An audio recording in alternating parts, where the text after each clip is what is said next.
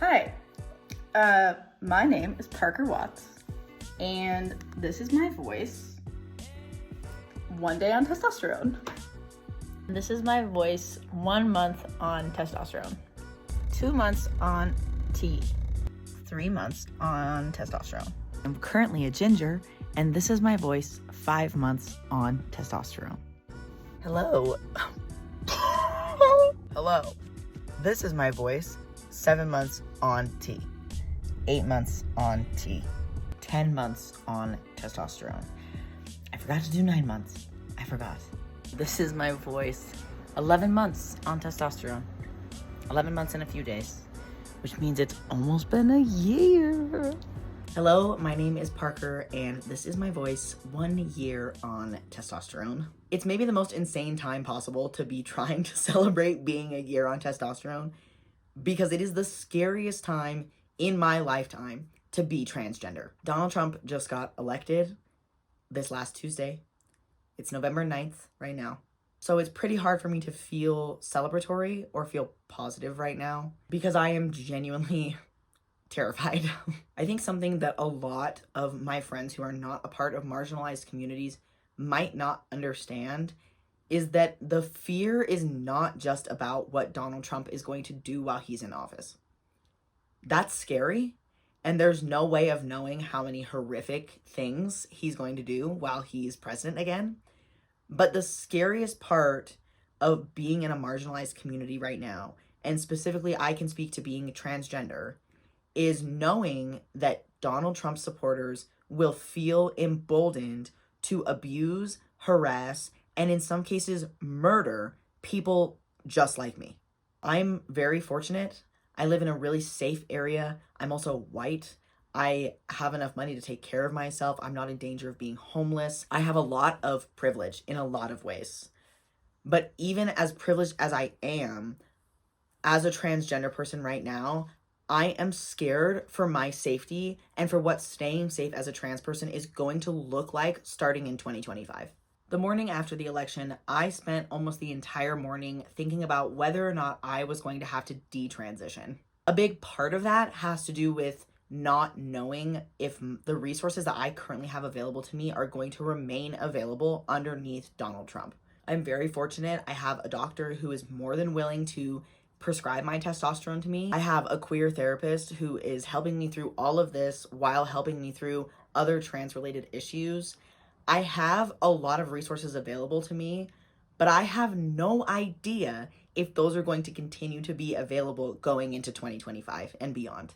The people that are about to be in the White House, both Donald Trump and the people that he's bringing into the White House with him, those people do not want to see happy transgender people. They don't want people like me to have the resources that are keeping us alive because they don't want us to live. They want us to cease to exist. It's a very real possibility that under Donald Trump, I will lose access to the life-saving healthcare that is my testosterone. The other half of thinking about detransitioning is the social repercussions that I am very likely to have to deal with underneath Donald Trump. We saw in 2016, from 2016 to 2020, the way that his supporters felt emboldened and empowered to harass and demean minority groups.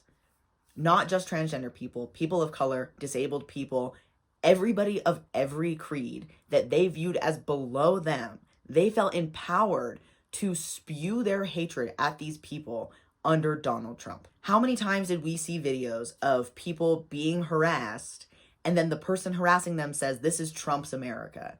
You can't stop me from doing this. This is exactly what Donald Trump wants, and he says that it's okay now. This is Trump's America. I can treat you however I want." And as a person who works in a customer-facing job, I meet so many strangers every day, and I am very visibly queer. People see me and they know that I am queer. And people who feel emboldened under Trump to spew their bigotry would see me as a very easy target. That's a terrifying prospect. That's literally horrifying. And it has been making me rethink my entire transition and making me rethink whether or not I should continue to live my authentic truth, which is that I am a transgender man. Obviously, that initial thought was one that came from panic. after seeing a result from the election that I did not expect to see. Once I thought things through and weighed the options of, do I want to transition? Is that going to be the safest thing for me? Am I going to be forced to do that? What I realized is that existing as transgender in a world that does not want you to exist is radical in and of itself. By continuing to exist as an out and proud transgender person, I am proving both to conservatives that we will never cease to exist, and to other trans people who are terrified that they have a right to keep on living. Testosterone has made me so happy. It has been life-saving for me. I look in the mirror now and I see myself. I see the person that I was always meant to be. I'm happier than I've ever been. I'm healthy. I feel comfortable in my skin, and I am so excited for what my transition is going to look like moving forward.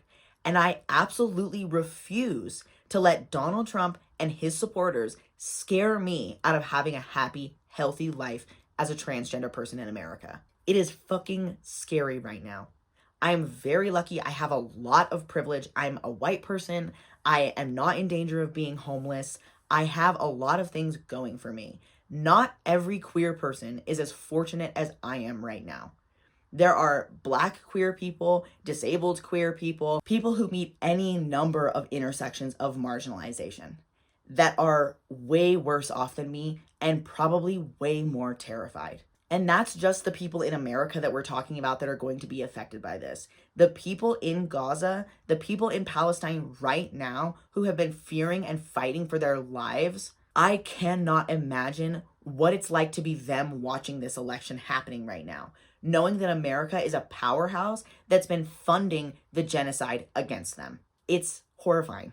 It's terrifying. I absolutely will not try to convince anybody that we shouldn't be scared right now. But I just want to say, if you're a transgender person, a queer person, a marginalized person in any capacity, and you're watching this, I want you to remember that the most radical thing you can do right now is to continue to live your authentic truth.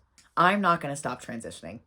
I'm not going to stop taking my testosterone. And if Donald Trump tries to take away my resources, I will find a way to get the hormones that have saved my life. I'll continue to be out and proud. I'll continue to wear my pronouns on my name tag, to openly tell people that I am transgender and I am queer, to own that label. I will continue to surround myself with a community of queer people and allies who uplift me and want to protect me and protect each other from what is going to happen over the next 4 years. I'm not going to be scared back into the closet. I literally won't do it.